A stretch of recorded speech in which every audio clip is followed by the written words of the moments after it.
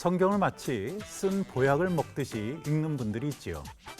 재미는 없는데 읽지 않을 수 없으니 억지로라도 읽어야 한다는 겁니다. 성경을 줄거리 중심으로 읽기 때문에 빚어지는 일입니다.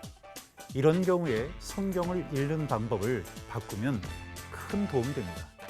그중 하나가 성경의 전체적인 줄거리는 물론 부분적인 것들에 관심을 갖는 것이죠. 어째서 이런 표현이 또 사건이 등장하는지 주목하면 성경 읽기는 점점 더 흥미진진해집니다. 오늘의 주제는 숫자 10에 얽힌 사연들입니다.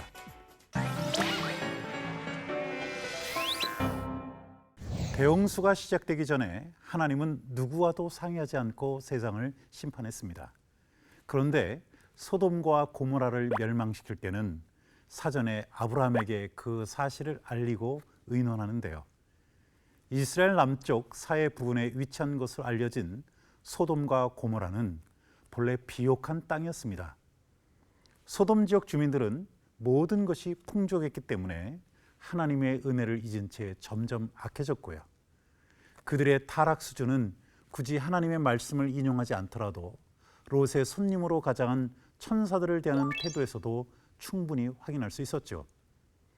그 성 사람 곧 소돔 백성들이 물론 노소하고 사방에서 다 모여 그 집을 에워싸고 롯을 부르고 그에게 이르되 이 저녁에 내게 온 사람이 어디 있느냐 이끌어내라 우리가 그들을 상관하리라. 사정이 이렇다 보니 하나님의 심판은 당연해 보였습니다. 하지만 아브라함은 의외의 반응을 보이는데요. 기존의 순종적인 모습과 다르게 소돔과 고모라 지역의 주민들을 변론하고 나서면서 이렇게 하나님께 용서를 구했습니다. 주께서 의인을 악인과 함께 멸하시려나이까. 그러면서 그는 용서의 조건이 되는 의인의 수를 구체적으로 제시합니다. 처음에 50명으로 시작한 의인의 수는 45명, 다시 40명, 그리고 30명, 이어서 20명, 마지막 10명으로 계속 줄어들었죠. 하나님은 아브라함의 제안처럼 만일 10명의 의인이 있다면 멸하지 않겠다고 약속하지만 그만큼 인원도 찾을 수 없었습니다. 그런데 이상하게 아브라함은 의인을 10명 이하로 제시하지 않았는데요. 우리가 볼 때는 그 이하의 숫자도 제시할 수 있을 것 같은데 아브라함은 더 이상 하나님에게 심판을 면하게 해달라고 간청하지를 않습니다. 어째서 그랬을까요? 여기에 숫자에 특별한 의미가 담겨 있다는 것에 주목해야 합니다. 아브라함이 10명에서 의인의 수를 그친 것은 10명이 한 사회를 구성하는 최소한의 기본 단위였기 때문입니다. 이 때문에 아브라함은 10명 이하의 인원을 제시하지 않은 것이지요.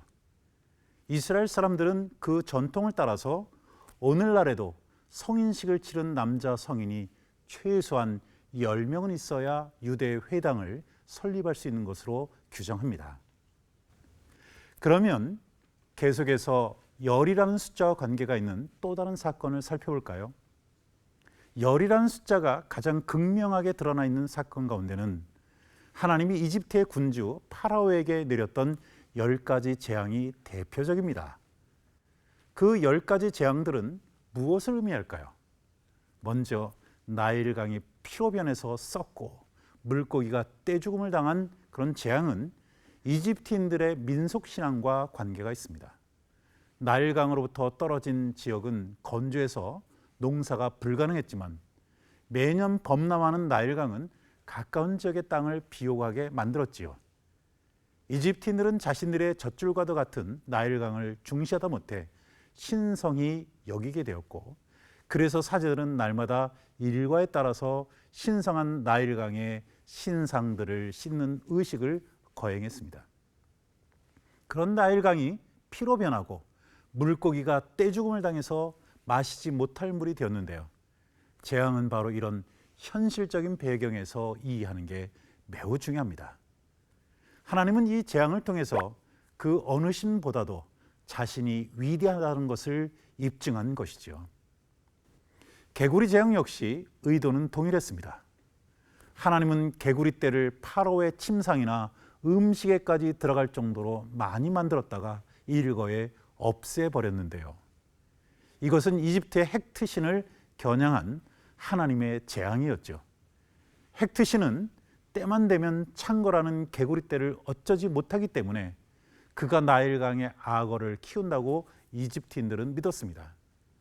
하나님은 엄청난 숫자로 불어난 개구리들을 일거에 처리함으로써 자신이 헥트신보다 더 막강한 존재라는 것을 보여주신 것이죠. 이외에도 하나님은 이집트인들이 믿는 땅의 신 셋을 이로 만들어서 조롱했고 신으로 떠받드는 파리떼를 단번에 격퇴했습니다.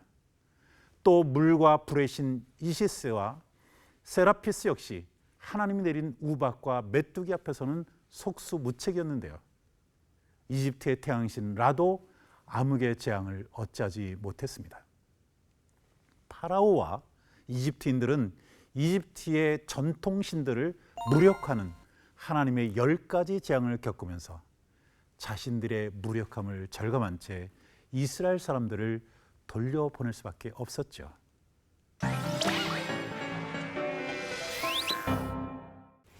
이렇게 우리가 늘 사용하는 숫자에도 그동안 미처 생각하지 못했던 다양한 역사적 사건과 의미가 담겨 있습니다.